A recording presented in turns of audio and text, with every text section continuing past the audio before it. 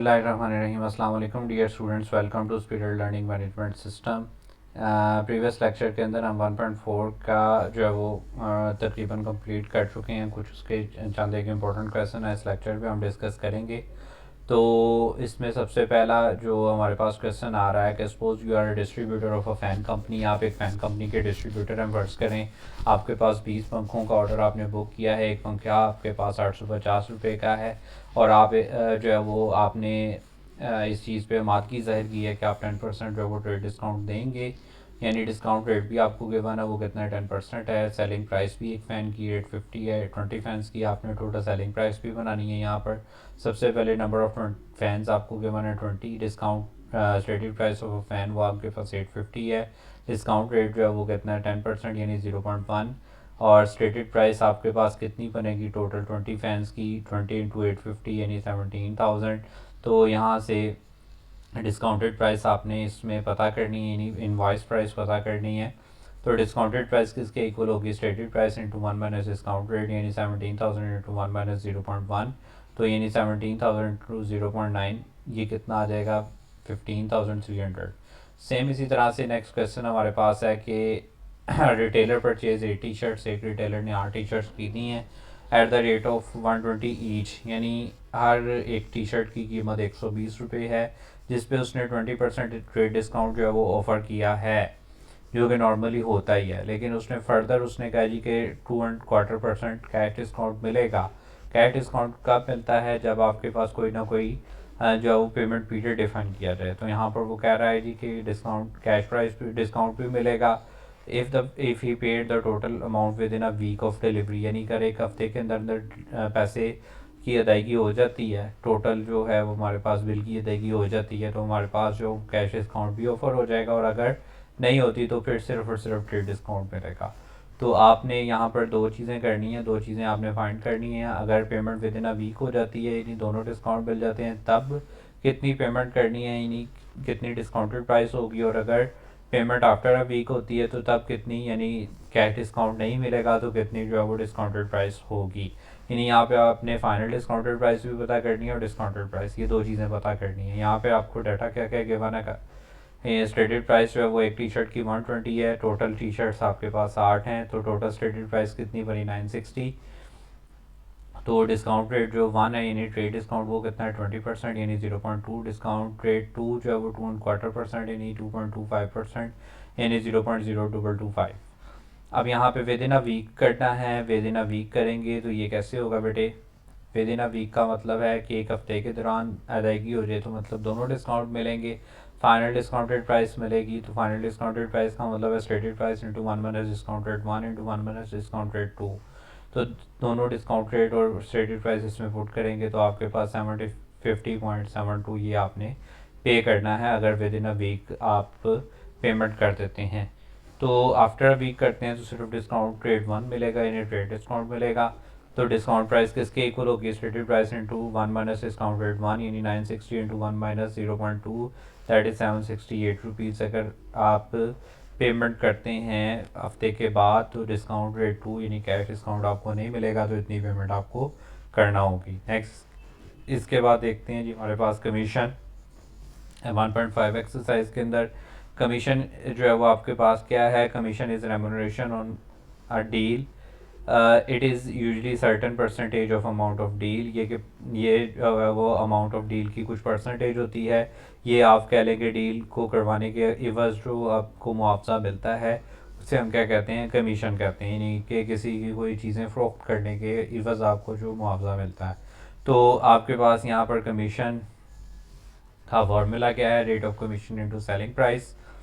जितनी चीज़ें फ़रोख्त होंगी उनकी सेलिंग प्राइस पर उतनी ही कमीशन आपको, उस परसेंटेज जो डिसाइडेड परसेंटेज है उस पे आपको उतनी कमीशन आपको मिलती जाएगी।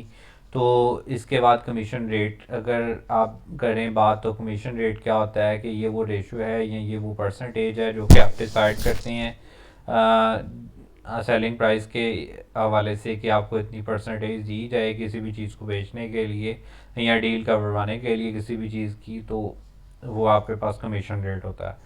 तो इसमें हमारे पास कमीशन को ब्रोकरेज भी कहते हैं। Difference between commission and wage, wage और कमीशन के दरम्यान में क्या फ़र्क है?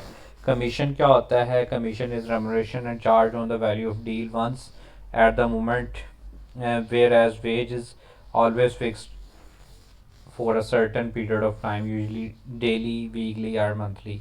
तो वेज जो है वो आपके पास फिक्स अमाउंट होती है, लेकिन जो है वो कमीशन फिक्स अमाउंट नहीं होती, ये काम या ज़्यादा होती रहती है, चाहे पीरियड जो है वो डेली हो, वीकली हो या मंथली हो। तो ये इन दोनों में फ़र्क है। तो क्वेश्चन हमारे पास पहला है जिसमें a property dealer sells a property of worth ₹19 lakh at 1% commission, how much does he receive, कि उसको कितने पैसे इस पे कमीशन के तौर पर मिलेंगे, आपने पता करनी है। तो सिंपल सा काम है, रेट ऑफ कमीशन गिवन है 1% है, सेलिंग प्राइस गिवन है वो कितना है जी 19 लाख है। तो यहाँ पे फार्मूला लग जाएगा, स्टेटेड प्राइस आपको है जी, यानी सेलिंग प्राइस आपके पास कितनी है 19 लाख है, कमीशन रेट कितना है 1/1/4% यानी 1.2%, 25%। अब इसमें कमीशन आ जाएगी equal commission rate into stated price, यानी 0.0125 इंटू 119 लाख। तो इसको सॉल्व करेंगे तो कमीशन आपके पास आ जाएगा 23,750। तो नेक्स्ट इसके बाद क्वेश्चन हमारे पास है, a salesman sells 100 sets of artificial jewellery at 980 पर सेट एट 19.5% कमीशन पर सेट। ठीक है जी, तो एक सेल्समैन जो है वो 100 सेट जो है वो ज्वेलरी के, आर्टिफिशियल ज्वेलरी के बेच रहा है, 980 रुपये का एक सेट है, ठीक है, और 19 इंटू 1/2% इस पे कमीशन है एक सेट पे, तो कमीशन आपने पता करनी है। ठीक है जी, तो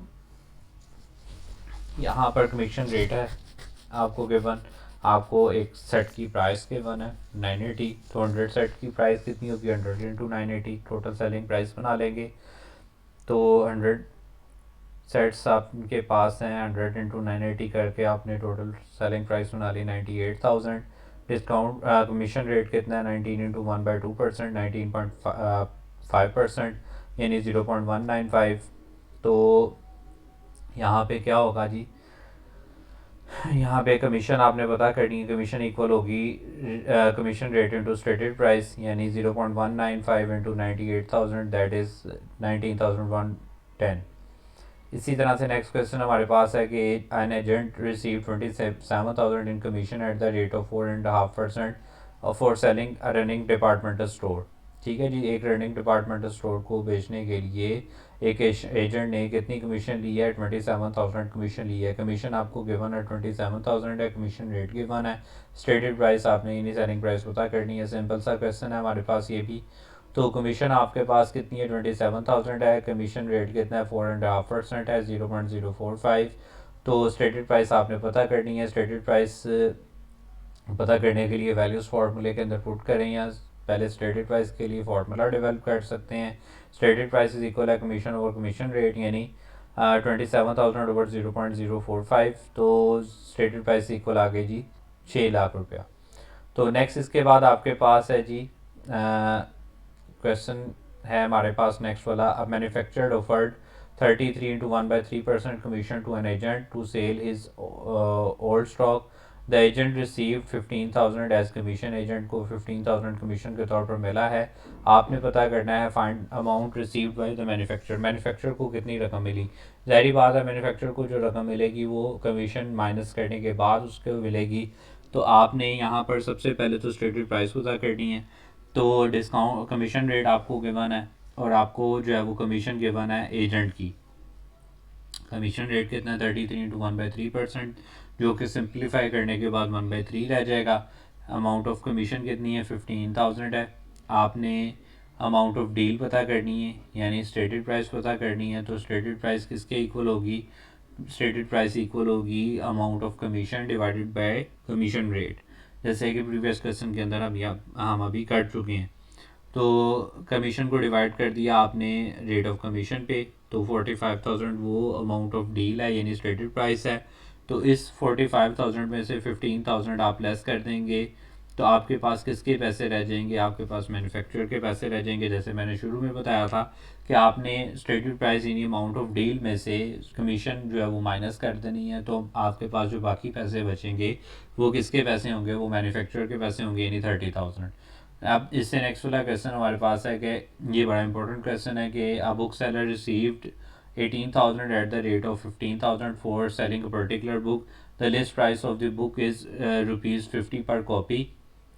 एक बुक सेलर जो है वो 18,000 रुपये की जो है वो बुक्स सेल कर रहा है, 18,000 रुपये जो है वो रिसीव कर रहा है यानी कमीशन के तौर पर एक बुक को बेचने के लिए, बुक्स को बेचने के लिए, और कितने रेट ऑफ कमीशन के साथ, 15% के साथ। एक कॉपी जो बुक की है वो 50 रुपये की है। आपने पता करना है कितनी कॉपीज़ जो है वो बुक की सेल हुई हैं और टोटल सेलिंग प्राइस कितनी है, यानी टोटल वैल्यूज़ ऑफ सेल्स आपके पास क्या हैं वो आपने पता करनी है।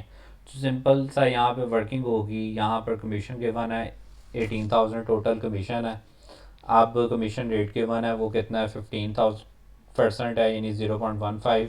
और एक बुक कॉपी की जो कीमत है यानी सेलिंग प्राइस है वो भी आपको गिवन है, वो कितनी है, वो 50 है। अब आप कमीशन ऑफ वन कॉपी पता कर लें तो वो कितनी होगी, commission rate into stated price यानी 0.15 इंटू 50, तो 7.5 यानी 7.5 जो है वो कमीशन बनी एक कॉपी की।